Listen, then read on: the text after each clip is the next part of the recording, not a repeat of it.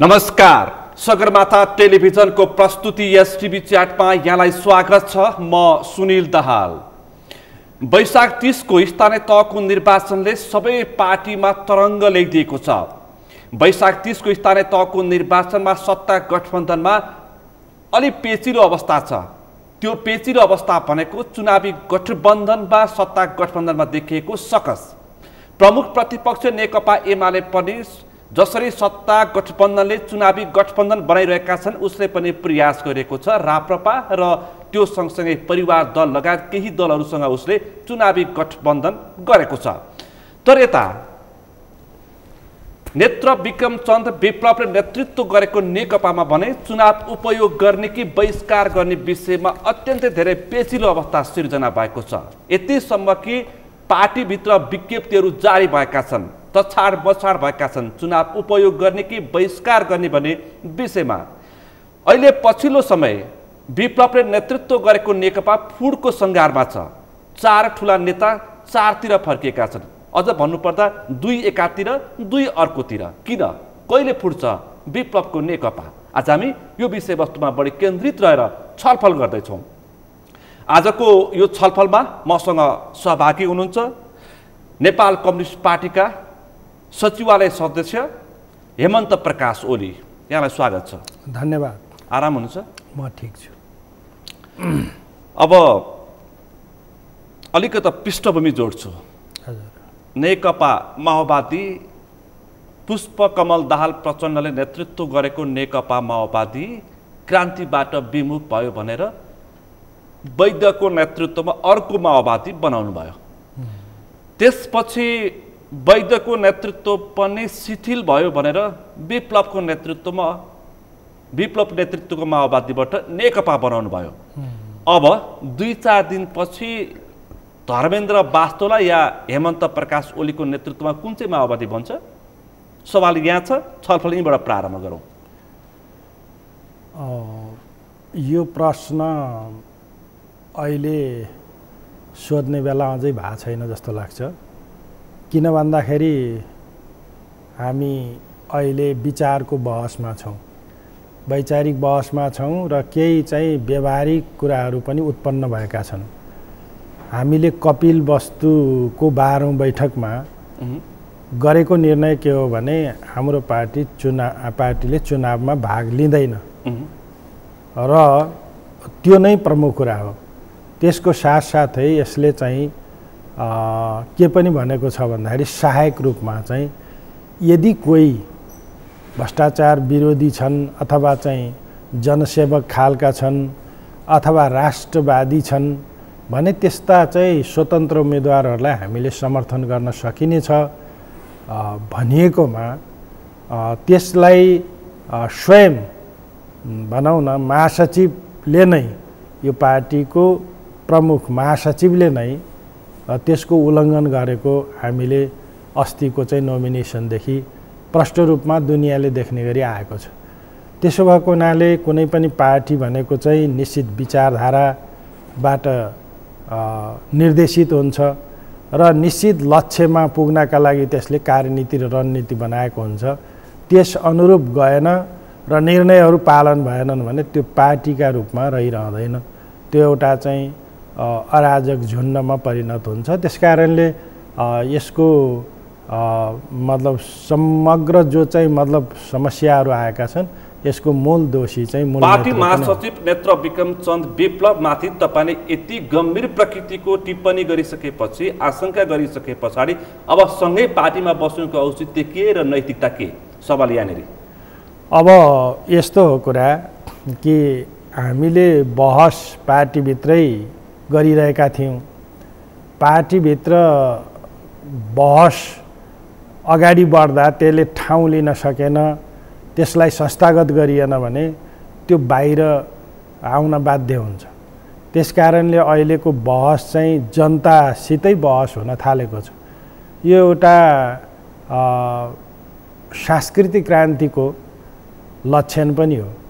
त्यसो भएको हुनाले नेपाली कम्युनिस्ट आन्दोलनमा जो एक प्रकारको अराजकता, एक प्रकारको सिद्धान्तहीनता जो पैदा भएको छ नि, त्यसलाई नियन्त्रणमा लिनका लागि अब जनतासँगै बहस गर्नुपर्ने आवश्यकता हुन्छ। अब सँगै बसेर बहस गर्ने कि नेत्र विक्रमचन्द विप्लव र प्रकाण्डबाट छुट्टिएर गर्ने? मेरो ठ्याक्कै सवाल त्यो हो। तपाईँले अलिकति जवाफ दिइरहनु भएको छ। हिजो मात्रै तपाईँको केन्द्रीय सदस्य अनिल शर्मा विरहीले धर्मेन्द्र वास्तोलाको हैसियत के भनेर प्रश्न उठाउनु भएको छ। त्यसकारण अब हैसियत बिना किन पार्टीमा बस्ने?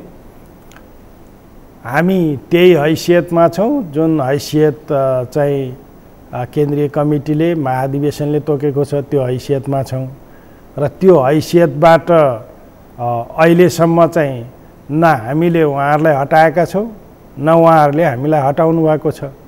केही साथीहरूले जे प्रश्न गर्नुभएको छ ती चाहिँ गैर जिम्मेवार टिप्पणीहरू छन्। ती गैर जिम्मेवार व्यक्तिहरूलाई र अराजक व्यक्तिहरूलाई हामीले केही भन्नु छैन। अनिल शर्मा विरहीले हेमन्त प्रकाश ओली र धर्मेन्द्र वास्तोला अराजक हुन् र पार्टीमा बस्न आवश्यक छैन भनिसक्नु भएको छ। के भन्नुहुन्छ जवाफमा?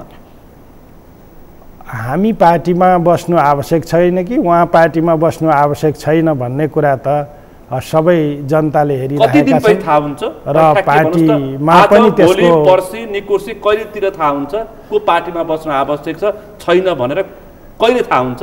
होइन, हामी चाहिँ यसको लागि त निश्चित बैठक बस्छौँ होइन, छलफल गर्छौँ र त्यो छलफलको प्रक्रियाबाट नै त्यसको निर्केल हुन्छ। त्यसकारणले कतिपय पार्टीभित्र का अराजकतावादीहरूले अथवा चाहिँ कुनै सैद्धान्तिक राजनैतिक चेतबाट लैस नभएका र खाली चाहिँ तपाईँको व्यापारका लागि आएका, खाली चाहिँ कमाउ धन्दाका लागि आएका त्यस्ता व्यक्तिहरूले चाहिँ त्यस प्रकारको हल्ला गरिरहेका छन्। अब कमाउ धन्दा भन्ने बित्तिकै हेमन्त प्रकाश ओलीले भूमिगत समयमा जम्मा पारेको पैसा काठमाडौँको भक्तपुर ललितपुर साइडमा जग्गा खरिद गरेको छ भनेर समेत सुन्न पर्यो हामीले। अब म ती साथीहरूलाई जसले मेरो जग्गा छ भनेर भन्छन्, मेरो सम्पत्ति छ भनेर भन्छन् भने आवश्यक जाँचबुझ गरेर त्यो जग्गा देखाइदिन र त्यो जग्गा देखाएर चाहिँ मेरो नाममा हस्तान्तरण गरिदिन विशेष अनुरोध गर्न चाहन्छु। म चाहिँ तपाईँको नाममा छैन होला, तपाईँको आफन्तको नाममा हुन्छ नि। वामपन्थीहरूले त लुकाउँछन् नि त। मेरो आफन्तको नाममा पनि कहीँ मैले त्यस्तो गरेको छु भने त्यो त पत्ता लगाउन सकिन्छ नि त। पार्टीले पत्ता लगाओस् होइन, अथवा चाहिँ कुन निकायले हुन्छ पत्ता लगाओस्, कसले हल्ला गरिरहेछन् तिनीहरूले पत्ता लगाएर देखाउन् न। म आउँछु। आर्थिक बेइमानीको विषय तपाईँको पार्टीभित्र अत्यन्तै पेचिलो ढङ्गले उठेको छ केही समयतादेखि। तपाईँले खड्कबहादुर विश्वकर्मालाई आरोप लगाउने, खड्कबहादुर विश्वकर्मा प्रकाण्डले तपाईँलाई आरोप लगाउने अवस्था यो दोहोरो चलिरहेछ केही समयदेखि। म आउँछु, पहिला राजनीतिक विषयवस्तुमा कुराकानी गर्छु। राजनीतिक विषयवस्तुमा कुराकानी गर्दाखेरि तपाईँहरू अब प्रष्ट रूपमा होइन हेमन्त प्रकाश ओली र धर्मेन्द्र वास्तोला, नेत्र विक्रमचन्द विप्लव र खड्कबहादुर विश्वकर्मा प्रकाण्डको राजनीतिक लाइन अब किता क्लियर भयो। तपाईँ चुनावको बहिष्कार, उहाँहरू चुनावको उपयोग, देशैभरि तपाईँका केन्द्रीय सदस्यले ठाउँ अनुसार रोल्पादेखि कपिल वस्तुसम्म उम्मेदवारी दर्ता गरेका छन्।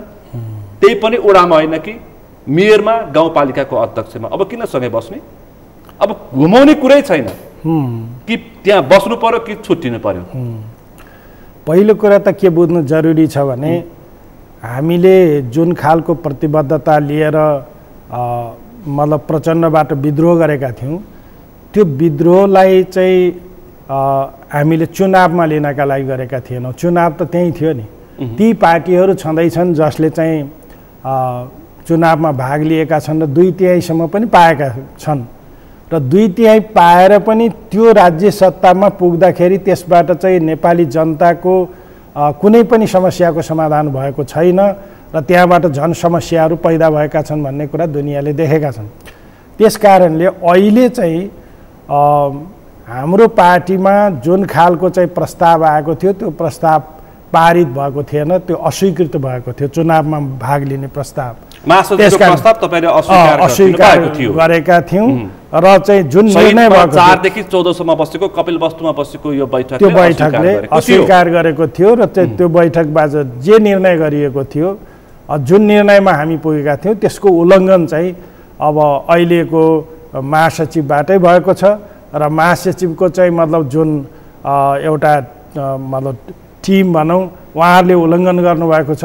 यो उल्लङ्घन गरिसकेपछि एउटा स्थिति पैदा भएको छ, बहसको स्थिति पैदा भएको छ, आम जनतामा एउटा जिज्ञासा पैदा भएको छ। त्यसकारणले हामी के भन्छौँ भन्दा बहसको स्थिति पैदा भएको हो कि ओलीजी टुक्रिने अवस्था सिर्जना भएको, यो चाहिँ जवाब दिनुहोस् न। अझै प्रश्न आएन के? होइन, हामीले के गर्नुपर्छ, समय तोक्ने समय आइसकेको छ। हामी टुक्र्याउन चाहदैनौँ। उहाँहरू के गर्नुहुन्छ त्यो आफ्नो ठाउँमा छ। हामी विचारको बहस गर्न चाहन्छौँ। विचारमा बहस गरिसकेपछि त्यो विचारको बहसबाट हामी जे निष्कर्षमा पुग्छौँ त्यो निष्कर्षमा पुग्दाखेरि हामीले जे विचार लिएका छौँ त्यसमा चाहिँ निर्णय हुनुपर्दछ। अथवा हामी जाने बाटो वैज्ञानिक समाजवाद हो कि होइन? यदि वैज्ञानिक समाजवादी बाटो हो भने त त्यही बाटोमा लाग्नु पर्यो नि। हामी चाहिँ स्वर्ग जानका लागि चाहिँ नर्कतिर गएर त हुँदैन, अथवा चाहिँ हामी कुती जान चाहन्छौँ भने काशीतिर गएर त हुँदैन, होइन? त्यस कारणले जहाँ जान चाहेको त्यो निर्णय गर्ने।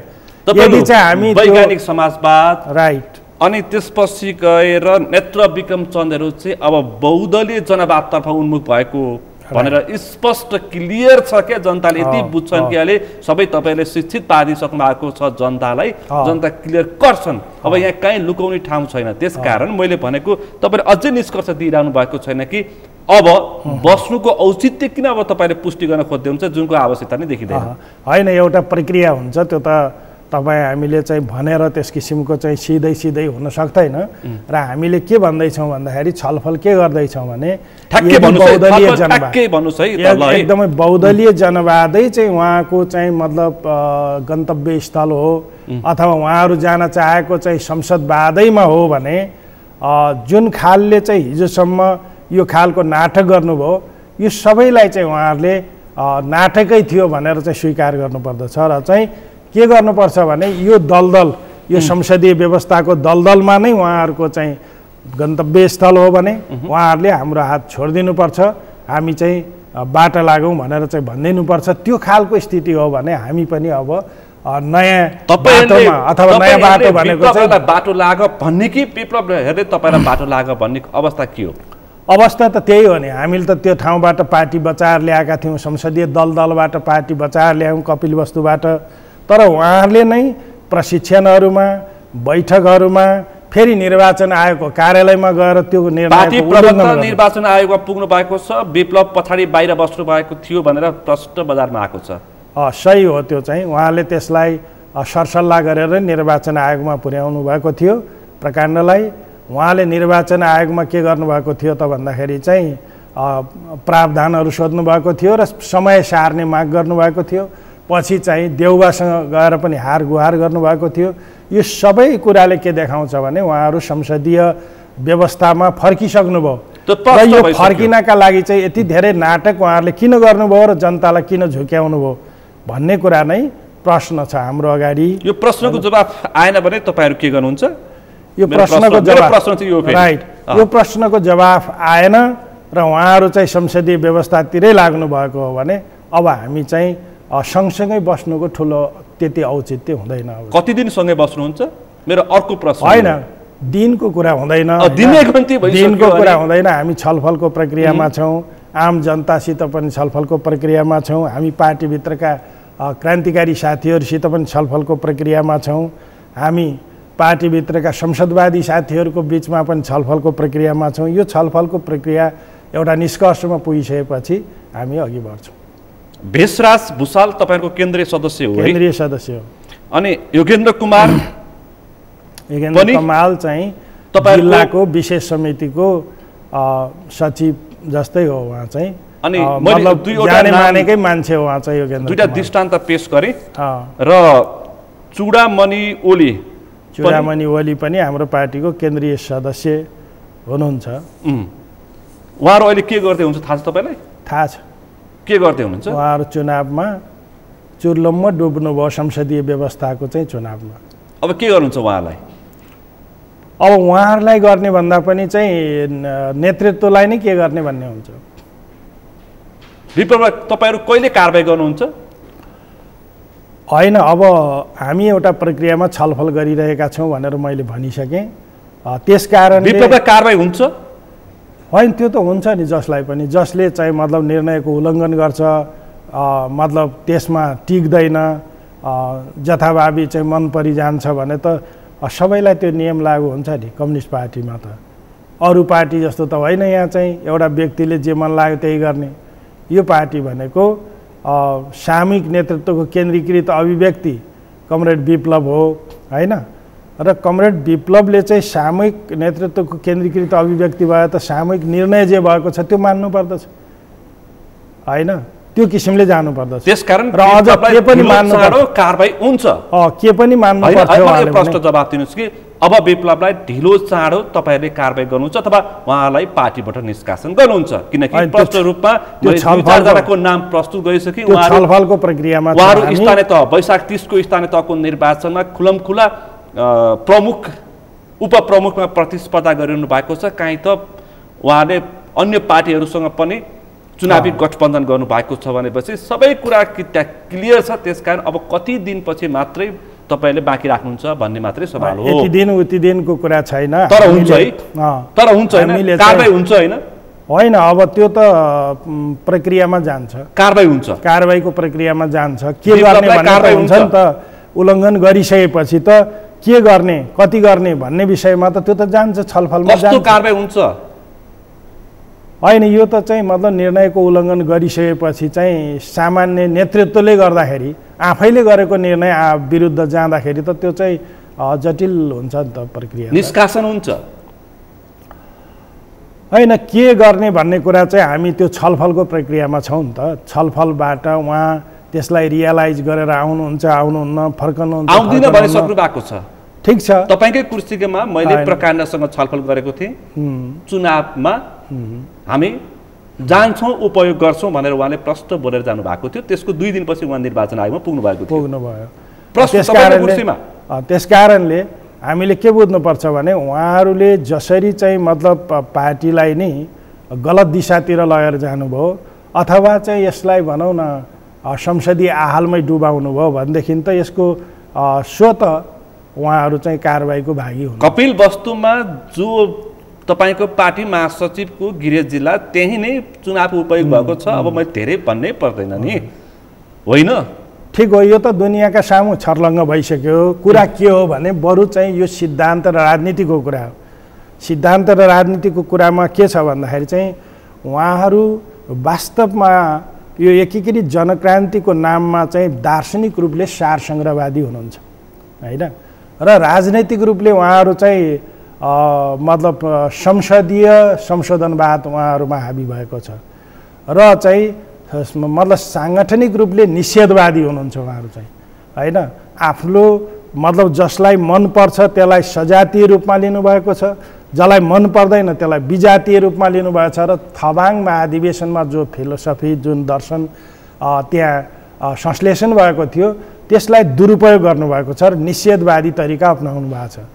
आर्थिक रूपमा पनि उहाँहरू जुझारु अर्थवादी हुनुहुन्छ र सङ्घर्षको दृष्टिकोणले चाहिँ उहाँहरू आत्मसुरक्षावादी हुनुहुन्छ। यसरी तपाईले सबै हिसाबले चाहिँ उहाँहरू वामपन्थी भाषा प्रयोग गरेर जनताले अलि बुझ्दैनन् मै प्रश्न भन्दिन्छु। यो त जनताले बुझ्ने सिद्धान्तमा विचलित, पार्टीमा केन्द्रीकृत अथवा अहङ्कारी अथवा हावी होइन, अधिनायकवाद तपाईँले बोल्ने भाषा, अर्को रूपमा पार्टीभित्र आर्थिक विचलन चरम, यो भनेपछि अनि सिद्धान्तमा विचलन भनेपछि सकियो। एक प्रकारले चाहिँ मतलब उहाँहरूको जुन परिस्थिति देखा पर्यो। अर्को कुरा के देखिन्छ भने यो चाहिँ एकैचोटि आएको होइन, विप्लव कमरेडले यसलाई चाहिँ पिसमा ल्याउँदै गर्नुभएको छ। यो 3 बुँदेपछि चाहिँ बराबर आइरहेको छ। जस्तो कि उहाँले पुँजीवाद कि समाजवादको पालामा नेतृत्वमा 3 बुँदे सहमति भइसकेपछि विप्लवमा बाटो मोडिएको हो राइट।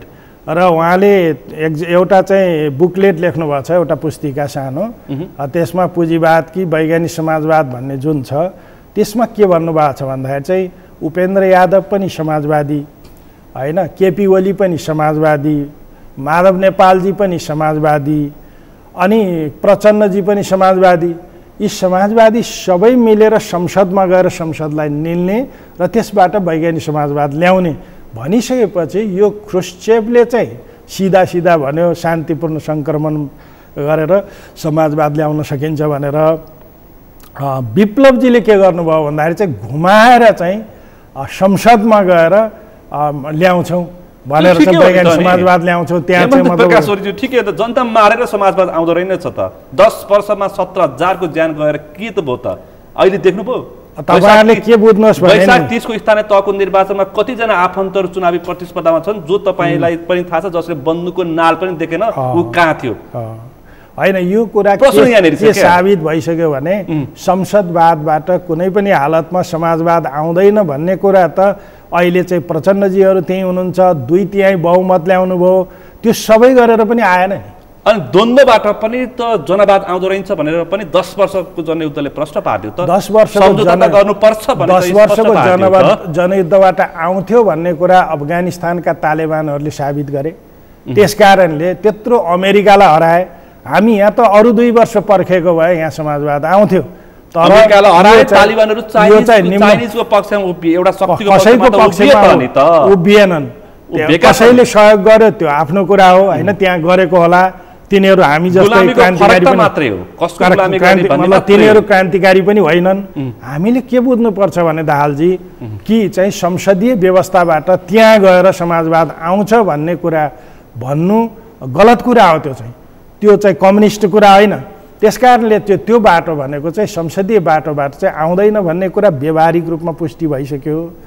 र आउने कुरा के थियो त भन्दाखेरि चाहिँ व्यावहारिक रूपमा हतियारबाट पनि एउटा कुरामा तपाईहरुलाई 21औं शताब्दीमा आउन सक्दैन भन्ने कुरा, एउटा कुरा तपाईहरुलाई म के सम्झाउँ भन्दाखेरि चाहिँ एउटा कुरा तपाईहरु सबैले के बुझ्नु भएको छैन भने राज्य सत्ता भन्ने बुझ्नु भएको छैन। राज्य सत्ता भनेको 6वटा अङ्ग मिलेर बनेको हुन्छ हैन। मैले बारम्बार भन्ने गरेको छु, सबै चाहिँ मिडियालाई पनि भन्ने गरेको छु, राज्य सत्ता भनेको सरकारमा जानु होइन। राज्य सत्ता भनेको सरकार पनि हो, सेना पनि हो, प्रहरी हो हैन, तपाईको प्रशासन हो, अदालत हो, जेल हो। यो 6 अङ्ग हो। यो 6 अङ्ग चाहिँ नबदल्दाखेरि चाहिँ हामीले नेपालमै राम्रोसित के देख्यौँ भने हामीले प्रधान सेनापति फाल्न खोज्दाखेरि चाहिँ प्रधानमन्त्री आफै चिउत हुनु पर्यो। हामीले चाहिँ 5 वर्षै चलाउन खोज्दाखेरि चाहिँ वामपन्थीहरूले 5 वर्ष चलाउनखेरि 5 वर्ष चलेन, पार्टी चाहिँ अदालतले अलग अलग बनाइदियो र चाहिँ अदालतले के गरिदियो भने प्रधानमन्त्री अर्को चाहिँ मतलब नियुक्त गरेर पठाइदियो र अर्को प्रधानमन्त्रीलाई चाहिँ बालकोटमै पठाइदियो। त्यसकारणले हामीले के बुझ्न जरुरी छ राम्रोसित, यति धेरै भइसकेपछि आफैले लात खाइसकेपछि पनि नबुझ्ने यिनी शटहरू हुन् हैन। यी चाहिँ मतलब के हुन् त भन्दाखेरि मूर्खहरू हुन्। त्यसकारणले यी मूर्खहरूले जे गरिरहेका छन् त्यो त चाहिँ छाला जोगाउने तरिका हो। म यहाँलाई के भन्न चाहन्छु भने फेरि पनि नेपाली कम्युनिस्ट आन्दोलनको इतिहासमा अर्को हामीले नेतृत्व गरेको पार्टीका नेताहरू पनि चाहिँ कलङ्क बन्न थाले, जसले चाहिँ छाला जोगाउनका लागि फेरि पनि तपाईको चाहिँ संसदीय बाटो पकडे। त्यो चाहिँ दुर्भाग्यको कुरा हो। र यदि थाकेको भए, यदि चाहिँ क्रान्ति गर्न हुँदैन भन्ने उहाँलाई विश्वास भयो, अरूलाई चाहिँ जिम्मा दिए हुन्थ्यो नि, त्यो बाटो छोडिदिए हुन्थ्यो। तर त यहाँ त त्यो खालको महासचिव दिएको भए हुन्थ्यो होइन। हेमन्त प्रकाश ओलीलाई मात्र होइन, अथवा सुदर्शनलाई मात्र होइन, कञ्चनलाई मात्र होइन, अरू कोही क्रान्तिकारीलाई पनि दिएको भए हुन्थ्यो। प्रचण्डले पनि दिएको हुन्थ्यो। नेतृत्व परिवर्तन गर्ने बित्तिकै कायापलट हुन्छ, सिद्धान्त मुख्य कुरा हो। सिद्धान्त मुख्य कुरा हो। त्यही त सिद्धान्तमा जो अडिग छ, मैले त्यही त भने, सिद्धान्तमा जो अडिग छ, सिद्धान्तमा जसले चाहिँ सही ढङ्गले पकड्न सक्छ र त्यसलाई लागू गर्न सक्छ, तिनीहरूलाई नै दिने नि सापेक्षित रूपमा। किन बेकारमा चाहिँ मतलब डरले थरथरी काँपेर बस्ने? किनभने एउटा क्रान्तिकारी पार्टी हुनुको अर्थ, क्रान्तिकारी पार्टीको नेता हुनुको अर्थ त सधैँ चाहिँ जिन्दगी चाहिँ खुकुरीकै धारमा हुन्छ नि। त्यसकारणले खुकुरीको धारमा रहेको जिन्दगीलाई चाहिँ हामीले फेरि सहज बनाउँछौँ, फेरि शान्तिपूर्ण तरिकाले जान्छौँ भन्ने जो बाटो मानिसहरूले लिन्छन् कम्युनिस्ट पार्टीमा रहेर क्रान्तिकारी पार्टीमा, यस्तो चाहिँ मतलब आत्मसमर्पणको बाटो हो। ओलीजी, वामपन्थी एउटा आदर्श दिनु, वामपन्थीहरूले एउटा सिद्धान्त फ्याँकिरहनु स्वाभाविक हो। तर तपाईँ एकदमै प्रष्टसँग जनताले बुझ्ने भाषामा भन्नुहोस् कि तपाईँको पालामा हतियार उठाएर जनवादी क्रान्ति सम्भव हुने सम्भावना छ? सम्भावना छ। पहिलो कुरा त के गर्नुपर्दछ भन्दाखेरि चाहिँ हतियार उठाउने मात्रै कुरा होइन, त्यति ठुलो शक्ति आएर 12 पछि सम्झौतामा हतियार उठाउने कुरा मात्रै होइन, जनवादी क्रान्तिको एउटा मुख्य आधार त त्यही त हो नि। हतियार उठाउने कुरा मात्रै होइन, हतियारको चेतना दिनु पर्यो पहिला त, होइन? किन आवश्यक छ भन्ने त्यो कुरा बुझाउनु पर्यो, होइन? आखिर तपाईँलाई थाहा छ चुनाव जित्ने भनेको नि हतियारले नै हो, होइन? चुनाव हतियारले जित्छ र हतियारले भोट हाल्छ। हतियारले तपाईँको चाहिँ कोही चाहिँ जनमुखी खालको चाहिँ उम्मेदवार छ भने पनि त्यसका भोट चाहिँ त्यसलाई पर्दैनन्, अर्कोलाई पर्छन्, होइन? अथवा साँझ गएर हतियारले चाहिँ ब्यारेकमा लिएर चाहिँ मतलब चेन्ज गर्छ। कपिल वस्तुमा तपाईँले चाहिँ इमान्दार देशभक्त एमसीसी विरोधी राष्ट्रवादीलाई भोट हाल्नुपर्छ भनेर भनेकै हो, निर्णय गरेको हो। त्यो निर्णय सायद आज यति धेरै चर्को के अहिले मैले उल्लेख गरेका व्यक्तिहरू जो हुनुहुन्थ्यो उहाँहरू चाहिँ के राष्ट्रवादी हुनु नथ्यो? गलत। हामीले चाहिँ हाम्रो पार्टीले भाग लिँदैन भनेका थियौँ र हाम्रो पार्टीका चाहिँ केन्द्रीय सदस्यहरूले भाग लिन हुँदैन, हाम्रो पार्टीका चाहिँ जिल्ला समितिका सदस्यहरूले पनि भाग लिन हुँदैन। यदि समर्थक शुभचिन्तक कोही हुन सक्छन् र चाहिँ पार्टी बाहिरका पनि चाहिँ कोही चाहिँ मतलब एमसीसी विरोधी अथवा राष्ट्रवादी र जनपक्षीय खालका मान्छे हुन सक्छन्, त्यस्ता मान्छेहरू स्वतन्त्र रूपमा आयो भने स्पष्ट खाका दिन सक्नु भएको छैन नि त। यो व्यक्ति राष्ट्रवादी, यो व्यक्ति एमसीसी विरोधी चुनावी प्रतिस्पर्धामा छ, यो व्यक्ति देशभक्त, त्यो त विश्लेषण, त्यो त स्थानीय रूपमा आउने उम्मेदवारलाई हेर्ने कुरा हो। अवसरवादीको यो विरोधी छ भनेर तपाईले पनि स्पष्ट खाका दिएको भए त तपाईका कार्यकर्ताहरू त्यो विषय नै मुख्य होइन, अल्मलिएका होइनन्। यो त जबरजस्त जानी बुझी पठाइएको हो। यो हेर्नुहोस् है, जानी बुझी नेतृत्वले पठाएको छ, नेतृत्वले आफै कन्भिन्स गरेको छ, पैसा दिएका छन्, यो सबै गरेर पठाएछन् नि त। त्यस कारणले यो चाहिँ जानी बुझी गएको। हाम्रो निर्णय मुख्य त्यो होइन, हाम्रो निर्णय त मुख्य चुनावमा भाग नलिने, पार्टी दर्ता नगर्ने भन्ने कुरा हो र केन्द्रीय समितिका सदस्यहरू नजाने र चाहिँ जिल्ला समितिका सदस्यहरू पनि नजाने भन्ने हो। त्यो चाहिँ नीतिका विपरीत आज त्यसमा के गर्ने त अनि? के मतलब न हतियार उठाउने, न कुनै पार्टीको गतिविधि गर्ने, न संसदीय चुनाव प्रतिस्पर्धालाई स्वीकार्ने, अनि यस्तो अनि त्यसमा यति अमूल्य समय तपाईहरु दैनिकी चाहिँ के गर्दिने, सिद्धाइदिने राजनीति। दालजी तपाईहरुले चाहिँ के बुझ्नुपर्छ भन्दाखेरि नि मतलब तपाईहरुले अलिकति चाहिँ मिस इन्टरप्रिटेसन भएको छ जस्तो लाग्छ तपाईहरुको बीचमा। मलाई के लाग्छ भने हतियार उठाउने भनेको होइन, हामीले हतियार मात्रै उठाउनु सबै के गर्दिनु भन्नुस् त? अझै वर्ग संघर्ष गर्ने हो, मूलत वर्ग संघर्ष हो। त्यसको वर्ग संघर्ष प्रकार के हो त? वर्ग संघर्षको स्वरूप के हो भने अहिले यो चुनावमा हामीले संसदीय व्यवस्थाको भण्डाफोर गर्ने हो। त्यो कार्यक्रम राख्नु पर्यो नि। त्यो कार्यक्रम खै, त्यो कार्यक्रम होइन, त्यसबाट पनि समस्या समाधान भएन भने त हामी एउटा प्रक्रियामा अगाडि बढ्दै जान्छौँ। वर्ग संघर्ष चाहिँ स्वत होइन, वर्ग संघर्षलाई अघि बढाउँदै जाँदा स्वत के हुन्छ भने त्यो सशस्त्र हुन जान्छ होइन। किनभने हतियार समातेको दुश्मनले के गर्छ? विप्लवलाई घुमाएर के भन्नुभयो भन्दाखेरि उहाँ संसदीय प्रक्रियामा सिधा जानुको साटो घुमाएर म त्यहाँ पुग्दै हुनुहुन्छ भन्नुभयो। घुमाउनु भएन, देखियो तपाईहरु पनि त घुमाएर हतियार उठाउने प्रयास हुनुहुन्छ। कतिको साथ यस्तो हेर्नुस् त, तपाईका गुरु मोहन वैद्यको हालत के छ, सीपी गोचरको हालत के छ, उहाँले त सक्नु भएको राम्रो छ नि, उहाँहरुको नराम्रो छ। त्यस्तो राजनीति गरेर हुन्छ, मान्छेलाई भ्रममा राखेर भ्रममा राख्नु भएको छैन नि उहाँहरुले। के छ गरे उहाँहरुले त वास्तवमा चाहिँ क्लियर गर्नु भएको छ, आफ्नो तागतले भ्याएसम्म चाहिँ गर्नु भएको छ। त्यही हो नि गर्ने, प्रचार गरिराख्नु भएको छ, विरोध गरिराख्नु भएको छ होइन।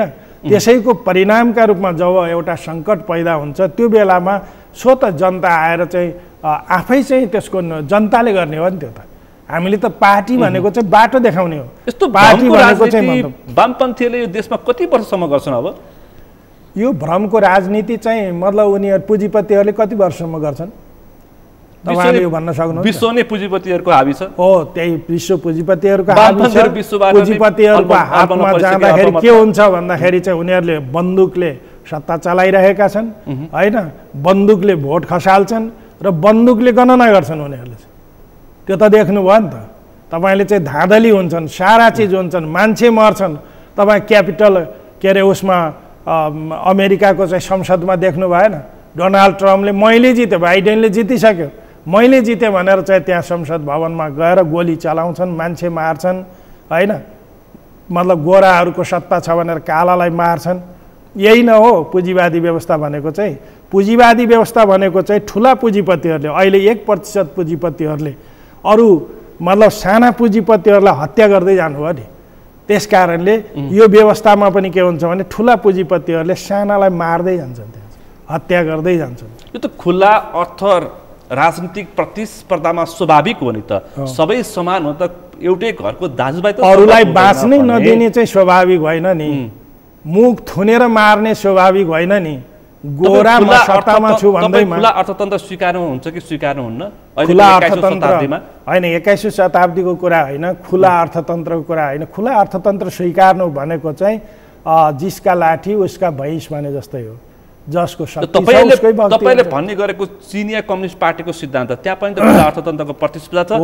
त्यहाँ सबै धनी छैनन्, त्यहाँ सबै गरिब पनि छैनन्। त्यहाँ धनी र गरिबको त्यहाँ प्रत्येक वर्ष विश्व आकलनमा निकाल्दाखेरि प्रत्येक वर्ष करिब 200-300 जना नयाँ धनी देखा पर्छन्। चीन अरूभन्दा त्यहाँ राम्रो छ, त्यो कुरा सत्य हो।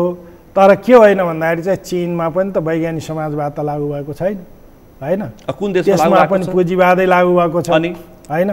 त्यस कारणले गर्दाखेरि अहिले दुनियाँमा त्यस्तो खालको चाहिँ आदर्श हामीले खोजेको चाहिँ रुस जस्तो, हिजोको चीन, माओ सेतुङको चीन जस्तो, लेनिनको रुस जस्तो या स्टालिनको रुस जस्तो छैन अहिले कहीँ पनि, होइन? अलिकति उत्तर कोरियामा, अलिकति चाहिँ तपाईँको पेरुमा होइन, उता चाहिँ के अरे क्युबामा, होइन, त्यो छ।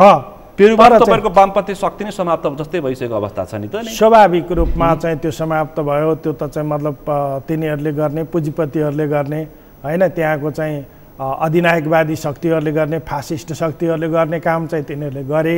तथापि त्यहाँ मरेको छैन है। फेरि चाहिँ भुसमा आगो सल्के जस्तै अथवा चाहिँ मतलब एउटा आगो त त्यहाँ रहिरहेको छ।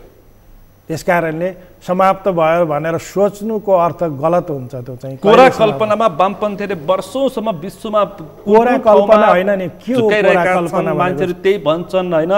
अब तपाईँले उदाहरण दिएका वामपन्थी अथवा कम्युनिस्टहरूले शासन गरेका देशहरूमा पनि खुला पुँजीपति प्रतिस्पर्धा भइसकेको छ। तपाईँलाई हामीले उदाहरण दिने, तपाईँहरू हाम्रो देश यति सानो देश नेपालमा के गर्न खोज्दै हुन्छ? कस्तो खालको वामपन्थी शक्तिको उदय गर्न खोज्दै हुनुहुन्छ? मान्छे कति भ्रममा छन्, तपाईँहरू कस्तो राजनीति गर्न खोज्दै हुनुहुन्छ? अनि एक आपसमा 10 टुक्रा हुन्छ। हिजो सँगै मैले पनि बुझेको छु कि हिजोसम्म 51मा कति थिए सँगै, आज कतिसम्म सँगै कहाँ पुगेका छन्, तिनीहरू कति कहाँ पुगेका छन्, अनि जनताले फेरि विश्वास किन पुग्छन्? पहिला किन पुग्छन् भनेर सोध्नुपर्छ। किन पुग्छन् भने जब मार्क्सवाद लेनिनवादको चाहिँ मतलब सही सिद्धान्त हुन्छ, त्यो सिद्धान्तमा चाहिँ उनीहरू अडिग हुँदैनन्, त्यसबाट आत्तिन्छन्, ढिला हुन्छ नि त प्रक्रिया त, होइन? इतिहासको प्रभावमा तिनीहरू चाहिँ अगाडि बढ्न ढिला हुन्छ। त्यो बेला आत्तिन्छन्। आत्तिएर चाहिँ 7-8 वर्षमै मान्छे चाहिँ आत्तिएर तपाईँको चाहिँ फेरि संसदीय व्यवस्थामै पुग्छन् भने तिनले लिएको लक्ष्य जो छ त्यतापट्टि जानु पर्यो नि त। कसलाई भन्ने? संसदीय व्यवस्थाबाट त त्यो हुँदैन। विप्लवले तपाईँलाई गद्दार भन्नुभएको छ, गद्दार भन्नुभएको छैन, मैले गद्दार भनेको छैन भन्नु जस्तो भाषा प्रयोग नगरे पनि आशय त्यही नै व्यक्त गर्नु भएको छ। विश्वासघात हुन्छ भन्नुपर्छ नि त। हिजो मात्रै फेरि म सुन्दै थिएँ मोहन प्रचण्डले मोहन वैद्यलाई, सिपी गजुरेलले अर्कोलाई अनि त्यही पनि तपाईँलाई विश्वास गरिदिनु पर्ने। जसलाई जे पनि भनिरहेको छ, कहाँ पुगिसक्यो माओवादी अथवा तपाईँले अवलम्बन गरेको सिद्धान्त छेद विच्छेद भइसक्यो, अझै पनि तपाईँहरूको कुरा विश्वास गरेर बस्नुपर्ने। कहिलेसम्म यस्तो अविश्वासको वातावरण जनतामा? मार्क्सवादी लेनिनवादी सिद्धान्त चाहिँ अविच्छिन्न छ, त्यो चाहिँ वैज्ञानिक छ। त्यस कारणले त्यो केही पनि भएको छैन। वैज्ञानिक समाजवाद ठिक छ, होइन? अहिले पनि त्यो सापेक्षित छ। किन भन्दाखेरि कतिपय मानिसहरूले के भन्छन् भन्दाखेरि चाहिँ पुरानो भयो भने, होइन? जस्तो प्रचण्डले पनि यो पुरानो भयो भन्छन्। तर चाहिँ पुरानो के हो के, होइन? 5000 वर्ष पहिलेको चाहिँ पुराण महाभारत मान्नु चाहिँ पुरानो हो कि मतलब 150 वर्षको 200 वर्षको मार्क्सवाद मान्नु पुरानो हो? यो पुरानोको परिभाषा पनि गर्नुपर्ने छ हैन। दुनिया कहाँ पुगिसक्यो, सान्दर्भिकता कहाँ पुगिसक्यो, विज्ञान र प्रविधि कहाँ पुगिसक्यो, तपाईहरु विज्ञान र प्रविधि पुग्यो, तपाईहरु ठेली बोकेर विज्ञान र प्रविधि त मार्क्सवाद अनुसार पुग्यो, थोरै चाहिँ मतलब राम मन्दिर बनाउनेहरुको लागि पर्यो हैन। यो त तपाईको चाहिँ नजायज कुरा भइरहेछ क्या हैन। अब पशुपतिमा जलहरी लगाउने अनि त्यसलाई नयाँ भन्ने तपाई मार्क्सवादलाई पुरानो भन्ने हुन्छ। अनि म एउटा मेरो कुरा बेइमानी गर्ने, आस्था राख्नेलाई बेइमानी गर्ने, आस्था राखेर चाहिँ बेइमानी गर्न हुँदैन त्यो कुरा। आस्था राख्ने पनि त मतलब गलत कुरामा आस्था राख्न भएन नि, अन्धविश्वास हो नि पशुपतिनाथ भनेको त हैन। त्यसकारणले यो चाहिँ धर्म भनेको त अन्धविश्वास हो। त्यसकारणले धर्म ल्याएर मान्छेलाई अन्धविश्वासी बनाएर आफू चाहिँ मजासित शासन चलाउने हैन, भगवानलाई पैसा चढाउने, सुन चढाउने हैन। ती भगवान पनि कस्ता भगवान हुन्, जलहरी चढाए चाहिँ खुसी हुने, नत्र भनेदेखि अरू चाहिँ सर्वसाधारणलाई त्यहाँ पूजा गर्न पनि वञ्चित हुने जस्तो हैन। त्यसकारणले मलाई कुरा गर्न दिनुस्, मलाई स्पष्ट त गर्न दिनुस् हैन, मलाई कुरा के स्पष्ट गर्न दिनुस् भने यतापट्टि गइरहेको पुरानो के हो। त्यसकारणले मार्क्सवादमा पुरानो के भएको हो त्यो प्रचण्डले जवाफ दिनु पर्यो, त्यो माधव नेपालले जवाफ दिनु पर्यो, त्यो केपी ओलीले जवाफ दिनु पर्यो नि पुरानो के भएको। अनि नयाँ चाहिँ उहाँहरूले के गर्नुभयो, बहुदलीय जनवाद नयाँ हो, संसदीय बाटोमा जाने, उही पुरानै चाहिँ पुँजीवादमा जाने, 21औं शताब्दीको जनवाद नयाँ हो उसैमा जाने। त्यसकारणले चाहिँ नयाँ होइन, अहिले चाहिँ चुनावलाई नयाँ भन्छन् क्या हामीहरूले पनि चाहिँ हैन।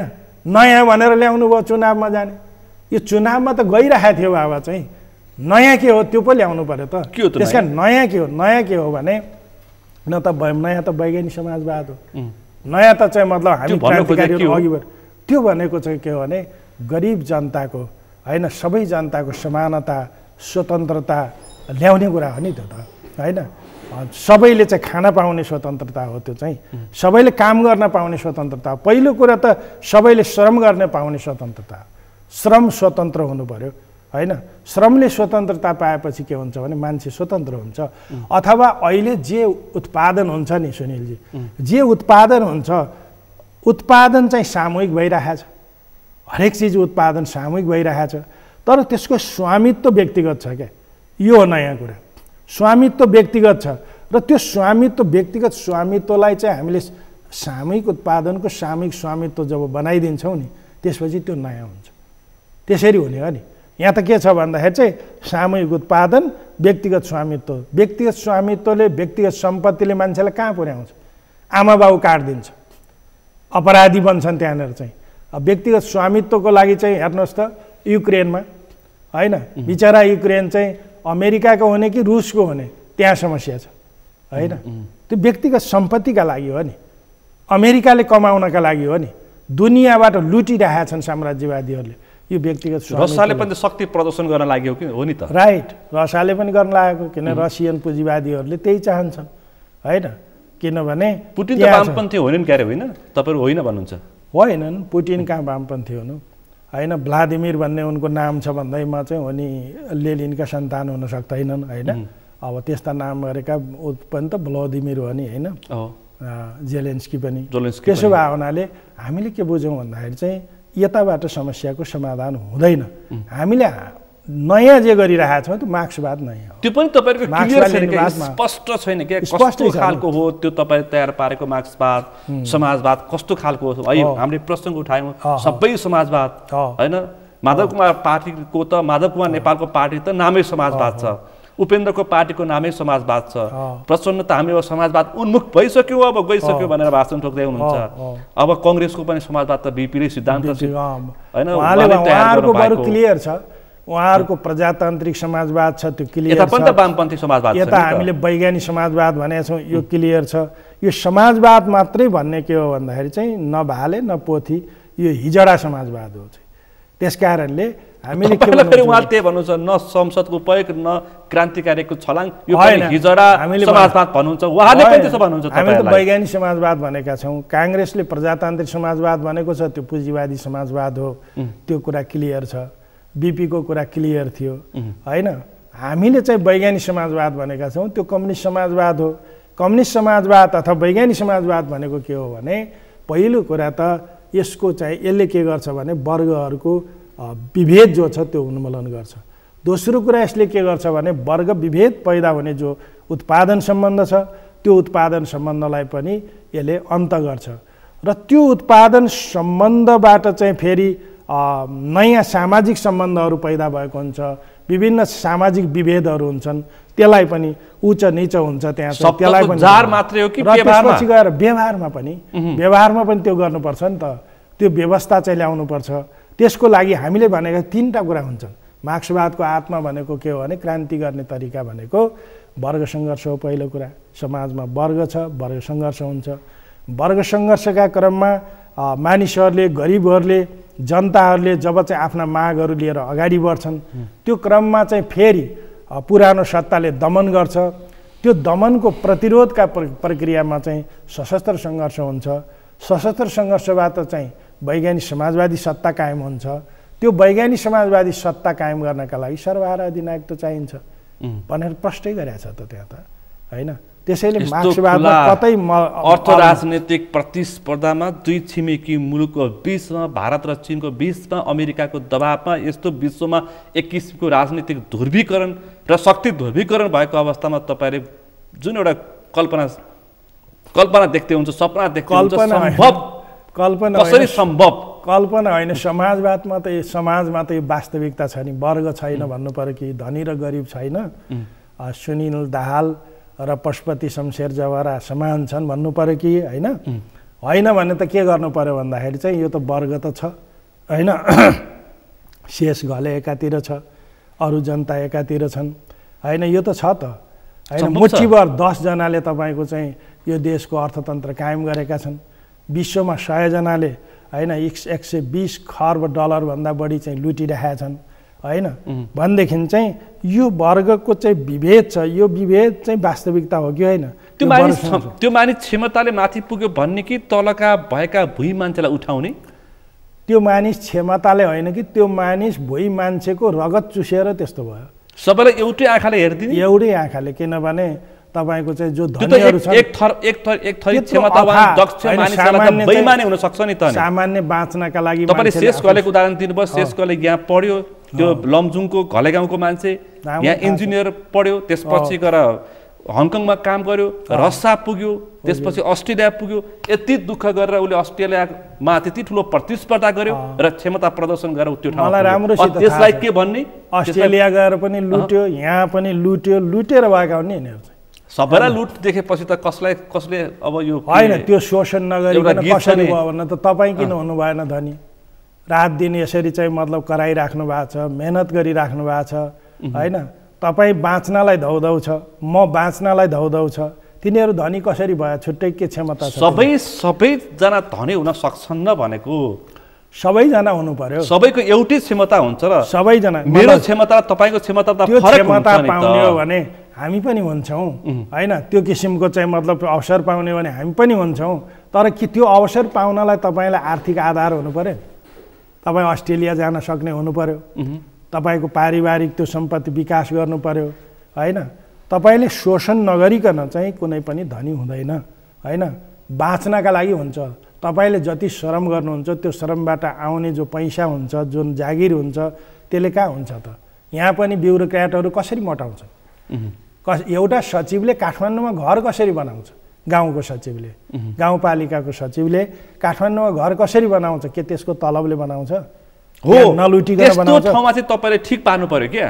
त्यही ठिक पार्नको लागि त हामीले ठिक पार्न सक्नु पर्यो त। त्यस्तो ठाउँमा चाहिँ यहाँ बेइमानी भइरहेको छ भने त्यसलाई चाहिँ त्यस्ता तपाईँले सामाजिक रूपमा नाङ्गेझार पारिदिनु पर्यो। जनताको ज्यान लिएर होइन क्या, पारी त जनताको ज्यान नलिकन, होइन? हामीलाई पनि थाहा छ तपाईँहरूले 3 वर्ष तपाईँहरू भूमिगत भएपछि 13 जनाको हत्या भएको छ।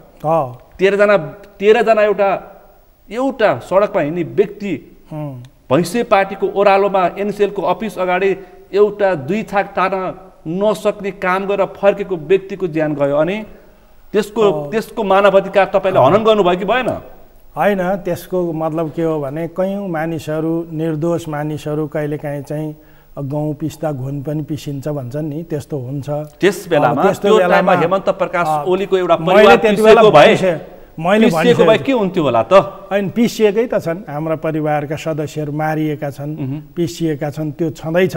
त्यसको अर्थ चाहिँ अरू निर्दोषलाई मार्नुपर्छ भन्ने होइन हाम्रो। हो, मेरो प्रश्न त्यसमा त मैले चाहिँ मध्य कमानको इन्चार्ज थिएँ, मैले त्यसमा ऊ गरिसकेका छु, क्षमा याचना पनि गरिसकेका छु, दुःख प्रकट गरिसकेको छु होइन, समवेदना प्रकट गरिसकेको छु। कुमार पौडेलको हत्या भयो तर उहाँको धर्मपत्नी चुनावी प्रतिस्पर्धामा हुनुहुन्छ, त्यही परिवारभित्र पनि त्यही त मान्छेले बुझेका छैनन्। कुमार पौडेलको श्रीमतीलाई उहाँले जे सपना देख्नु भएको थियो त्यो सपनाबाट विमुख बनाउनका लागि महासचिवले त्यहाँ गएर उठाउनु भयो होइन।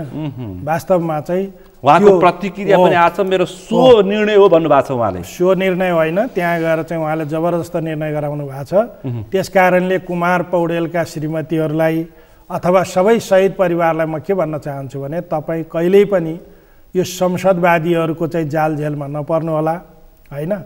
किन भन्दाखेरि तपाईँहरू जसरी पर्नुभयो, तपाईँका चाहिँ श्रीमानहरूको अथवा तपाईँका दाजुभाइहरूको, हाम्रा चाहिँ कयौँ शहीदहरूको सपना चाहिँ संसदीय व्यवस्थाबाट हुँदैन, वैज्ञानिक समाजवादी व्यवस्थाबाट हुन्छ भन्ने प्रश्न बुझ्नुपर्छ। 51 सालमा तपाईँहरू भूमिगत हुँदाखेरि कतिजना केन्द्रीय सदस्य हुनुहुन्थ्यो, कतिजना बाँच्नुभयो, अहिले कतिजना कुन अवस्था हुनुहुन्छ?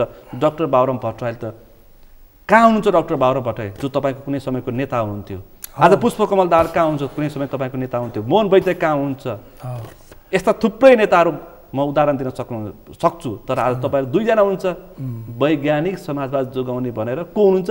विप्लवले बनाएको नेकपाबाट पनि त्यसको पनि शेष जम्मा को हुन्छ? धर्मेन्द्र बास्तोला र हेमन्त प्रकाश ओली। अब हामी छौँ, समग्र नेपाली शोषित उत्पीडित श्रमजीवी जनता पनि हाम्रो साथमा छन् र हामीले त्यसको प्रतिनिधित्व गर्छौँ। सुरुमा कम्युनिस्ट पार्टीको जन्म कति दिन मैले तपाईँलाई चाहिँ यो अन्तर्वार्ता लिने, त्यसपछि 2-4 महिनापछि तपाईँ एउटा पार्टीमा लाग्ने, तपाईँहरू प्रचण्डले नेतृत्व गरेको माओवादी लाग्ने, उहाँहरू प्रकाण्ड विप्लवहरू ओलीतिर लाग्ने समय चर्चा सुनेको छ, अथवा विप्लवले महासचिव पायो भने प्रचण्डतिर लाग्ने, अनि त्यसपछि फेरि अर्को पार्टीको नेता भनेर फेरि मैले तपाईँसँग छलफल गर्नुपर्छ। त्यो बेलामा अलिक कमजोरी भयो भनेर तपाईँले भनेको कुरा जनताले मानिदिनु पर्छ। यो खालको दलाली, यो खालको चाहिँ मतलब मोलमोलाई गर्नेतिर हामी छैनौँ। हामी सिधा हाम्रो कम्युनिस्ट पार्टीका मूल्य मान्यताहरू जे छन् होइन, मार्क्सवाद लेनिनवाद माओवादले जता हामीलाई निर्देशित गरेको छ, त्यस्तै किसिमले हाम्रो चाहिँ वैज्ञानिक समाजवादको दिशा जता छ, वर्ग सङ्घर्ष जता छ त्यता हुन्छ। सबैलाई मैले थाती राखेँ। आजको छलफलको एउटा निष्कर्ष म के निकाल्छु भन्दाखेरि तपाईँले प्रचण्डलाई धोकेबाज भन्नुभयो, डाक्टर बाबुराम भट्टराईलाई तपाईँले धोकेबाज भन्नुभयो, विप्लवलाई धोकेबाज भन्नुभयो होइन। धोकेबाज मोहन वैद्य, आउती र ओली, हेमन्त प्रकाश ओली, सुदर्शन चाहिँ त्यही वैज्ञानिक समाजवादको व्याख्याताहरू चाहिँ किन फरक फरक तरिकाले बस्ने? ठिक हो, हामी चाहिँ यो जसले आफूलाई नै पुष्टि गर्न सक्दैन, सङ्कीर्णता हुनु हुँदैन। अब के भन्न चाहन्छु भने तपाईँको यो सञ्चार माध्यमबाट के भन्न चाहन्छु भने मोहन वैद्यजीहरू होइन, त्यसपछि आहुतिजीहरू, किराँतीजीहरू होइन, र हाम्रो कृष्ण कट्टेलजीहरू, अब भनौँ न सुशीलजीहरू पनि, यो सबै चाहिँ हामी अलग अलग रहन हुँदैन। हामीले आधारभूत सिद्धान्तमा चाहिँ एकै ठाउँमा भयौँ भनेदेखि चाहिँ हामी एक ठाउँमा हुनुपर्ने आवश्यकता छ।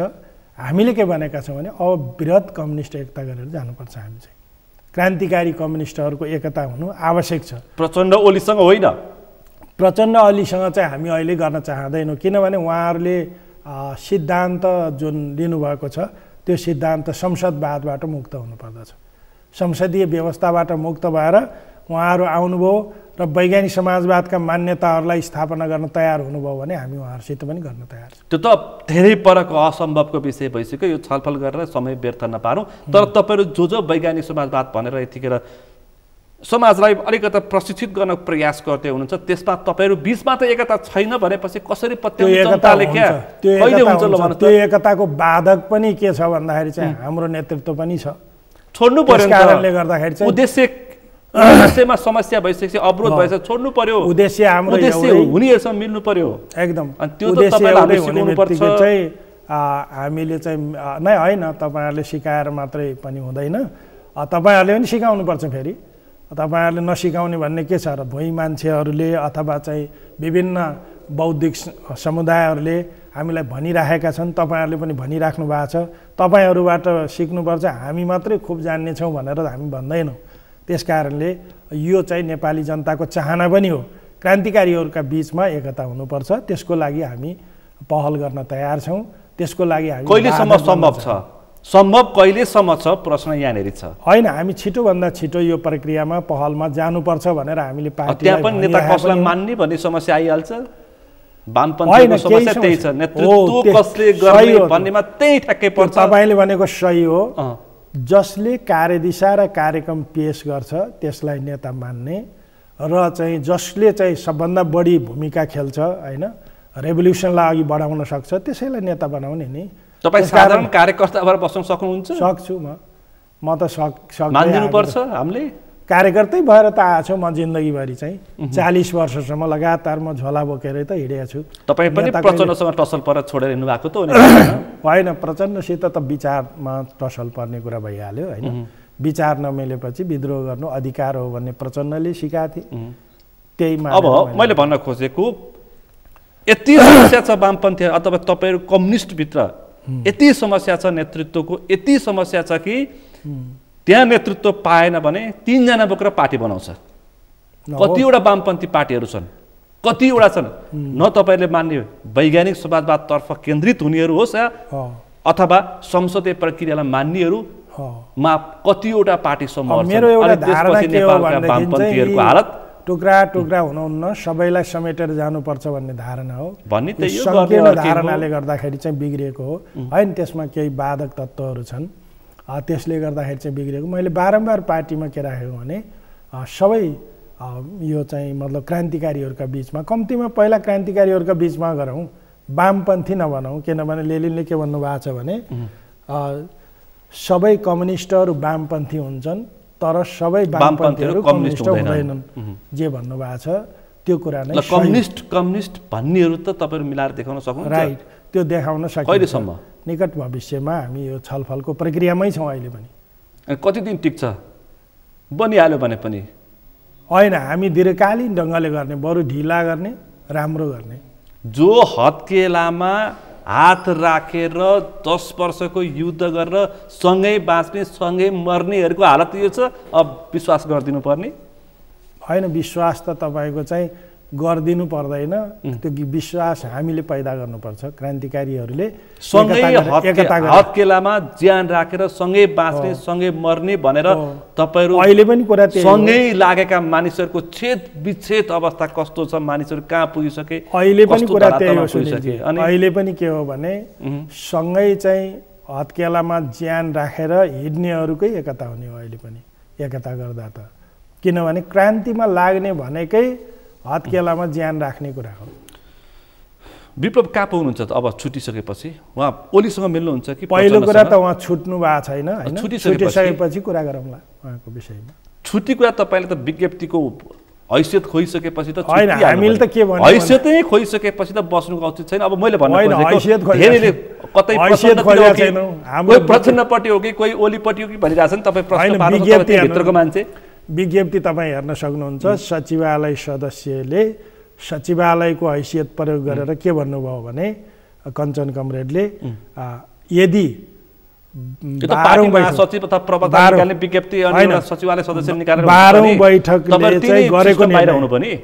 बैठकले गरेको निर्णय जे थियो त्यो मान्न तयार हुने साथीहरू, जबरजस्त गरेका छैन, त्यो मान्न तयार हुने साथीहरू चाहिँ उम्मेदवारी फिर्ता लिनु होला भनेको हो। त्यो चाहिँ मैले व्यक्तिगत जस्तै प्रश्न सोधेँ, सबैको चासोको विषय छ विप्लव।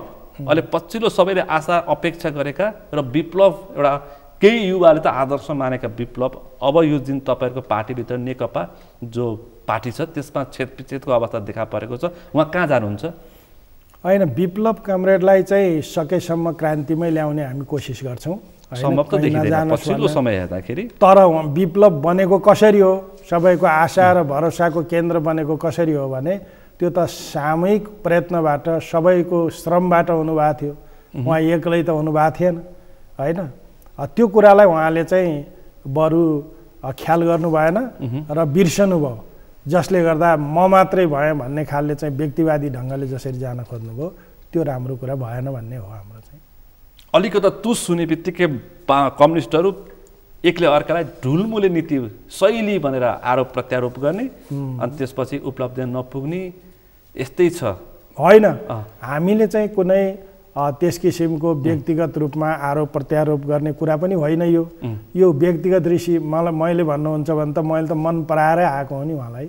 व्यक्तिगत रूपमा पनि एउटा गर्न सक्नुहुन्छ, राजनीतिक रूपमा अलिकति चाहिँ मतलब एक प्रकारको चलाखीपन उहाँमा छ र उहाँले मैले भन्न खोजेको अन्तिममा एउटा ठुलो समूह तबका युवाहरू, त्यो ठुलो समूह तबका युवाहरू के छ भन्दाखेरि विप्लवले खुला राजनीतिक प्रतिस्पर्धामा आएर राजनीति गर्नुपर्छ भनेर भन्नेहरूको मतलाई पनि त बेइमानी गर्नु भएन नि, त्यो पनि उहाँहरूको स्वतन्त्रता हो नि त। त्यो धेरै कमजोर छ, त्यस्तो मत राख्नेहरू धेरै कमजोर छन्। खुला प्रतिस्पर्धा भनेर संसदीय व्यवस्थामा जान भएन फेरि, किनभने उहाँले ल्याउनु भएको अस्ति ल्याउनु भएको त जनमत सङ्ग्रह हो। जनमत सङ्ग्रह भनेको त व्यवस्थाकै चुनाव गरौँ भनेको, अनि व्यवस्थाको चुनाव पनि नगरिकन एक शब्द नसोधिकन उनीहरूले चुनावको प्रस्ताव राख्छन् अथवा चुनावको घोषणा गर्छन्, यता केही पनि कुरा नगरिकन। अनि हामी चाहिँ हाम्रा बन्दी साथीहरूलाई त्यहाँ राखेर शहीद परिवारको सपनालाई एकातिर चाहिँ त्यो त निकाल्नुपर्छ भनेर उहाँ पनि त प्रत्येक नेताको घर दैलोमा पुगिरहनु भएको छ त। प्रचण्ड कहाँ पाउनुहुन्छ, ओली कहाँ पाउनुहुन्छ, त्यही त हिजो अस्ति पनि तपाईँको प्रवक्ता त बालटार पुग्नु पर्यो, हाम्रो साथीहरूलाई निकाल्नु पर्यो भनेर। कुरा के हो भने बन्दीहरू त चाहिँ त्यही छन् त जेलमै, जेलमा बन्दीलाई राखेर हामी कसरी जानु पनि त एउटा प्रक्रियाबाट निकालेको त्यो प्रक्रिया पुरा गर्नु पर्यो क्या, त्यो प्रक्रिया पुरा गर्नु पर्यो होइन। बन्दी साथीहरूलाई चाहिँ त्यहाँबाट मतलब रिलिज गरिसकेपछि मात्रै हामी चाहिँ अगाडि बढ्ने एउटा कार्यक्रम बनाउन सकिन्छ। तर हामी त कस्ता भयौँ भन्दाखेरि चाहिँ त्यत्रो साथीहरू घट्टेकुलो र चाहिँ मतलब उसमा अनामनगरमा विच्छेद भए होइन, देशभरि एक दर्जन साथीहरू चाहिँ भए। यता पनि मान्छे मरे, जो मरे पनि नेपालीको छोरो मरेको, तर उता मरेकोलाई चाहिँ तपाईँले बिर्सिनु भएन अन्तिममा चुमा? होइन, कसैलाई बिर्सिएका छैन, यसको मूल्य हुन्छ सबैको मूल्य हुन्छ, आफ्नो मूल्य हुन्छ आफ्नो ठाउँमा होइन। हामीले उता पनि 17,000 भनेका छौँ, सबै चाहिँ कुरालाई ख्याल सबैको न्याय गर्नुपर्छ, न्याय गर्छौँ हामी चाहिँ। संसारमा जो जन्मिन्छ त्यसको समान हैसियत हुन्छ, स्वतन्त्रता सबै समान हुन्छ, त्यसकारण कुनै विचारले कसैलाई यसमा चाहिँ दुई मतै छैन, विचारमा कसैलाई अन्याय गर्नु हुँदैन विचारमा। हस्त महत्त्वपूर्ण समय दिनुभयो। उमेरमा राजनीति गर्ने हो, उमेर सकिएपछि राजनीतिको आवश्यकता हुँदैन, त्यसकारण समयमै सही निर्णय गर्न सक्नुपर्छ। आज यो संवादमा सहभागिता जनाइदिनु भएकोमा आभार व्यक्त गर्न चाहन्छु। धन्यवाद। हामीलाई पनि यहाँ आफ्ना विचारहरू राख्न दिनुभयो र हामी समयमै हाम्रो निर्णय अघि बढाउनेछौँ र जनतालाई एउटा सही बाटोमा अघि बढाउनेछौँ। धन्यवाद। आज हामीले विशेष गरी स्थानीय तहको निर्वाचन र त्यो सँगसँगै विप्लवले नेतृत्व गरेको नेकपाभित्र देखिएको समस्याग्रस्त जुन पछिल्लो अवस्था छ त्यसमा बढी केन्द्रित भएर अलिकति थोर बहुत चिरफार गर्ने प्रयास गऱ्यौँ र यथार्थ के हो र भ्रम के हो, आवश्यकता के हो र गर्नुपर्ने के हो, किन वामपन्थीहरूको हालत यस्तो हो भन्ने विषयमा बढी केन्द्रित रहेर छलफल गऱ्यौँ। आजको छलफलमा मसँग सहभागी हुनुहुन्थ्यो नेपाल कम्युनिस्ट पार्टीका सचिवालय सदस्य हेमन्त प्रकाश ओली। आजको विषय प्रसङ्ग यति नै। भोलि अर्को विषय प्रसङ्गका साथ एसटिभी च्याट ल्याउने वाचा गर्दै म सुनिल दाहाल पनि बिदा चाहन्छु। सगरमाथा टेलिभिजन हेर्दै गर्नुहोला। नमस्ते।